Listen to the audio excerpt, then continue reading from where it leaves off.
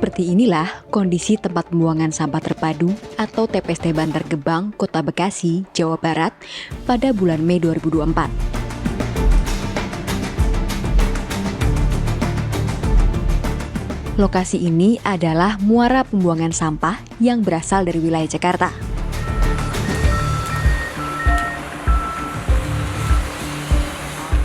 Tidak hanya sampah rumah tangga, tapi ada pula sampah lain seperti sisa kain dan pakaian.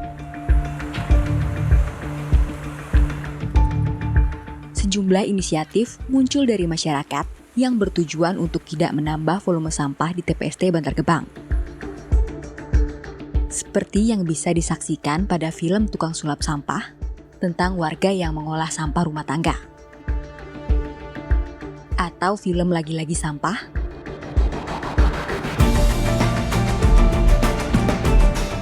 Investasi Sampah, dan Hidup Tanpa Plastik, tentang kisah warga melakukan pengolahan sampah plastik. Namun, belum banyak yang menyentuh soal pengolahan sampah kain dan pakaian. Padahal, sisa kain dan pakaian menyumbang 8% atau setara dengan 600 ton sampah yang masuk ke TPST Bantar Gebang setiap harinya. Situasi yang menjadi konsekuensi dari tren busana, khususnya anak muda di Jakarta. Fenomena yang turut tergambar pada tayangan Citayam Fashion Week. Belum lagi permasalahan impor pakaian bekas yang sempat mengemuka seperti pada film Baju Baru Tapi Bekas.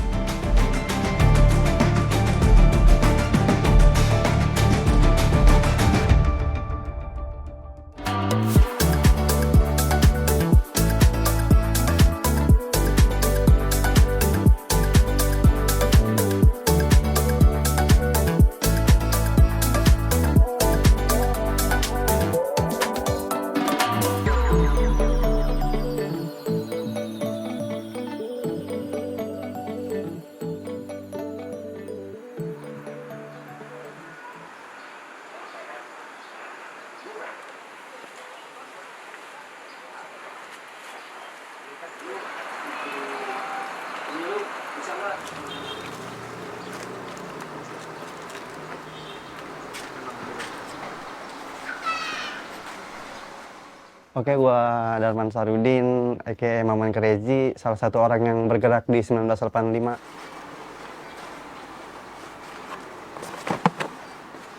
Ya, gue lahir di Ciketing Udik, kawasan TPA Bantar Gebang. Dari kecil sampai besar gue di sini.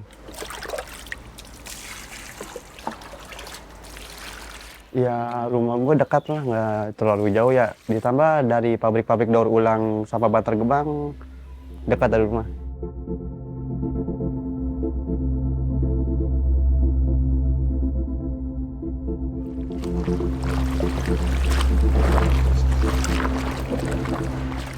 Maman merasakan betul perubahan lingkungan yang terjadi beberapa waktu terakhir di tempat lahir. Kalau dulu sih kita masih bisa mandi-mandi di sawah kan ya, kalau sekarang udah nggak bisa. Airnya udah tercemar juga.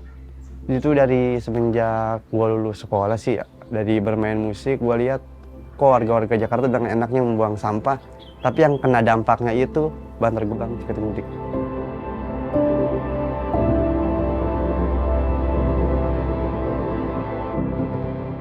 Sisa air dari sampah organik atau lindi menjadi salah satu penyebab rusaknya air sungai dan sawah yang pernah menjadi taman bermain Maman. Hal ini terjadi karena lindi lebih cepat meresap ke dalam tanah, khususnya saat terjadi hujan, yang kemudian mengalir juga ke area persawahan dan sungai di sekitar.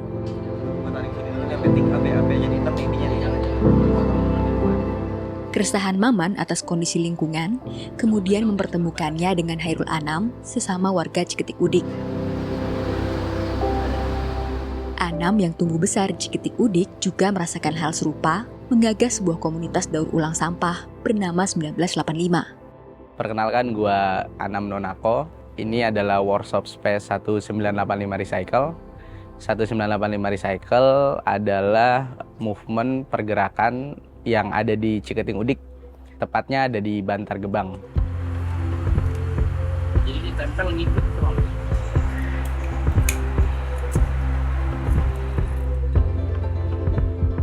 1985 Recycle ini hadir itu awalnya keresahan kita anak-anak di sini atau warga-warga di sini terhadap Bantar Gebang atau tempat pembuangan sampahnya sih. Anam memilih untuk mengurangi sampah di TPST Bantar Gebang dengan mendaur ulang sampah pakaian, khususnya yang berbahan denim.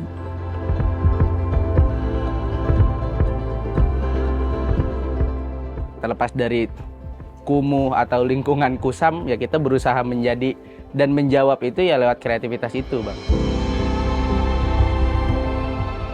Lagi pula kenapa kita ambil tekstil, karena memang pengepul yang ada di Bantar Gebang ini atau yang ada di Ciketing Udik ini itu rata-rata nggak ada yang concern ke limbah tekstil gitu.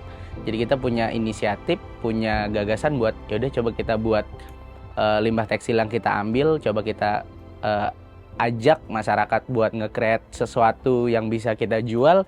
Pada akhirnya kita berusaha menjadi industri kreatif dan berusaha menjadi sisi lain daripada Bantar Gebang itu sendiri ya lewat kreativitas itu. Anam memberdayakan para pemulung sebagai pemasok bahan baku. Kalau misalnya proses pengepulan tiap hari standby, cuman kadang kita juga nggak mau wasting time ya. Maksudnya takutnya pemulungnya terlalu sibuk atau apa, mending lebih baik kita kumpulin aja biar kita ambil 1 minggu itu.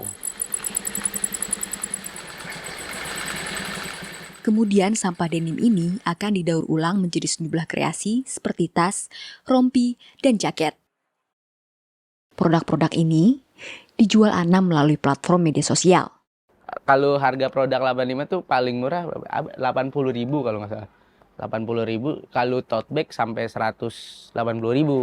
Cuman kalau vest atau kimono itu dari 150.000 sampai 250.000. Variasi sih ya, cuman kadang kita juga nggak mati di 2 lusin sampai 3 lusin sih buat per bulan gitu. Nah, perputaran uangnya berapa banyak tuh? Secara nominal ya. Kalau misalnya laba kotor mungkin bisa 8 sampai 7 juta lah gitu.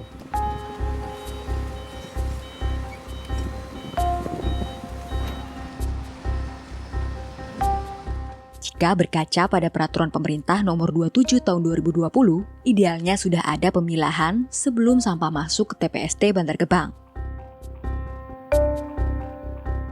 Pada pasal 47 poin B, misalnya menyebutkan bahwa tempat penampungan sampah sementara dan atau bank sampah bisa menjadi awal dari pemilahan sampah. Namun, inilah faktanya. Beragam komposisi sampah masih berbaur di lokasi yang menjadi tempat pembuangan akhir.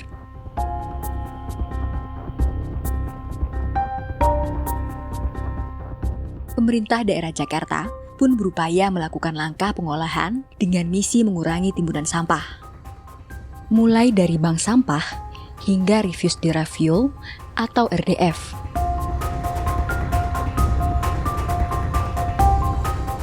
Lagi-lagi, inilah hasilnya.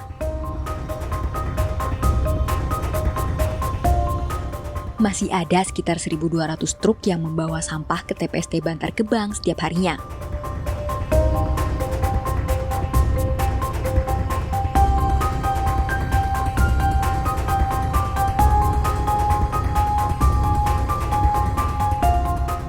Setidaknya ada 5 zona area pembuangan sampah di lokasi yang memiliki luas 110 hektar ini.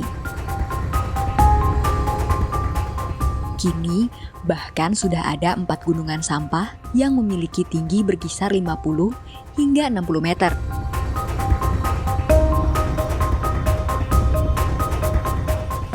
Maman pun mengalami dampak langsung dari situasi terkini di TPST Bantar Gebang. Penumpukan sampah memicu terjadinya polusi udara, serta mengakibatkan memburuknya kondisi kesehatan adik dan warga sekitar tempat tinggalnya.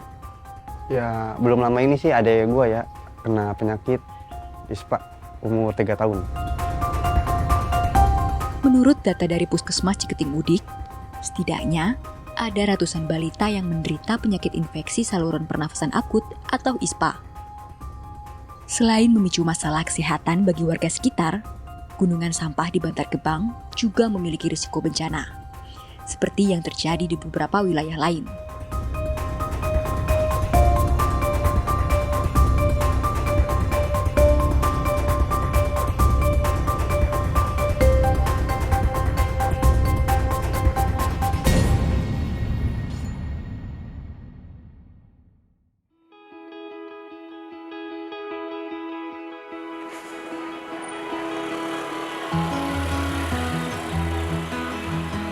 Halo Ibu, ini Ya. kita kebetulan ada produk baru, boleh dilihat-lihat. Makasih. Melihat ceruk ekonomi cukup terbuka, Anam pun mulai serius mengelola penjualan produknya. Namun, bagi Anam, semangat untuk tetap menjaga kelestarian wilayah tetap utama. Awal-awal sih kita full 100% recycle Bang, cuman makin kesini alhamdulillahnya ini menjadi goals kita juga, ternyata 85 mampu mengatasi itu gitu. Jadi output penjualannya kita sekarang menjadi kombinasi gitu, tapi tidak mengurangi citra recycle-nya itu dan citra pergerakan terus serta kemanfaatan kita sama masyarakat. Ya karena yang tadi gue bilang 85 kan outputnya industri kreatif gitu. Karena memang bagaimanapun itu kita berusaha membuat ekosistem baru, berusaha merubah mindset, berusaha merubah stigma orang terhadap Bantar Gebang gitu. Yang terlihat kumuh, acuh, kasihan, dan lain-lainnya, kita bisa menjawab itu melalui kreativitas kita sendiri. Berangkat dari situasi ini, Enci Suwarsih, perwakilan dari aparatur desa pun ikut mengapresiasi apa yang dilakukan Anam dan Maman lewat 1985 Upcycling. Enci kerap memesan produk karya 1985 dan memperkenalkannya kepada para tamu sebagai upaya promosi. Terutama sih support aja ke anak muda. Soalnya Ilung orangnya kreatif, anak mudanya. Walaupun anak muda zaman sekarang kan banyak yang belum peduli itu sama lingkungan, tapi dia sangat peduli sama lingkungan. Keren, apalagi yang kemarin, keren. Mudah-mudahan kedepannya surat-suratnya Ilung lengkap kan, ada INB, ada pokoknya persyaratan yang halal apa gitu. Semoga cepat tercapai. Setidaknya, ini adalah bentuk penghargaan atas keprihatinan dan usaha yang dilakukan oleh Anam dan Maman.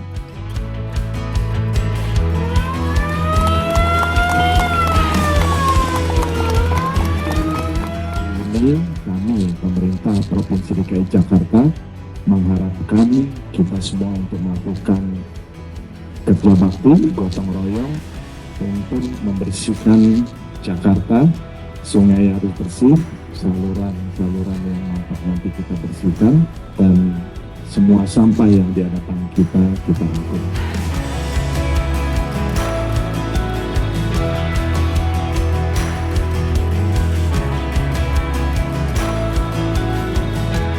Tapi, apakah ini yang mereka perlukan? Ya harapan gue ke depan masih lingkungan gue lebih baik dan kembali seperti dulu ya, walaupun mungkin agak sulit. Dan mungkin dengan pergerakan 1985 ini bisa merubah segalanya, mulai dari stop pembuangan sampah di Bantar Gebang. Harapannya nggak cuma 85 doang yang bergerak begini gitu. Harapannya ya pemerintah di sini pun mungkin bisa lebih sadar, terus kayak terutama dinas lingkungan hidupnya ini bisa lebih melek gitu. Oh ternyata udah, maksudnya ada juga ya anak-anak muda di sini yang mikirnya ke sana gitu. Harapannya sih ke situ. Harapnya ya kecintaan kita terhadap lingkungan sih Bang. Itu yang bikin kita tetap tetap struggle gitu. Itu yang bikin kita tetap semangat, karena ya itu kesadaran atas dari keresahan itu Bang.